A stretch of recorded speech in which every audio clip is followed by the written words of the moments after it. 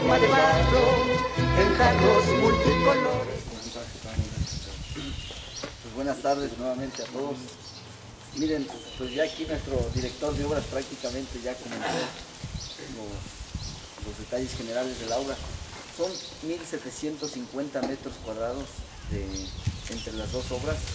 Entonces, de verdad, Nanahuacingo es una buena cantidad de metros cuadrados. Finalmente, este fue el último compromiso ante la ciudadanía que teníamos, que era la transparencia de los trabajos que nosotros hiciéramos. Pues voy a pedirle aquí a mis regidoras que sean las que entreguen los expedientes. Muchísimas gracias, señores y señoras de Nanahuacingo, por su apoyo que nos dieron para que llegáramos a la presidencia. Yo creo que hoy estamos pagándoles un poco, porque no es todo, es un poco de todo ese apoyo que ustedes nos dieron con trabajo. Muchas gracias y muchas felicidades a todos. Gracias.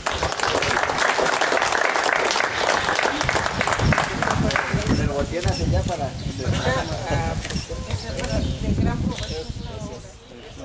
Enhorabuena que esta obra hacía para el beneficio de aquí de la comunidad de Nanahuacingo.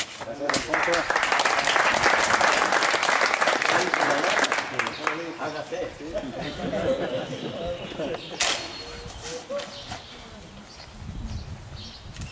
Bueno, pues nuevamente muchas felicidades. Gracias.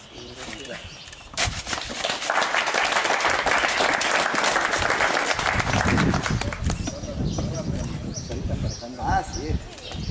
Con la cuchara soy zurdo. Bravo.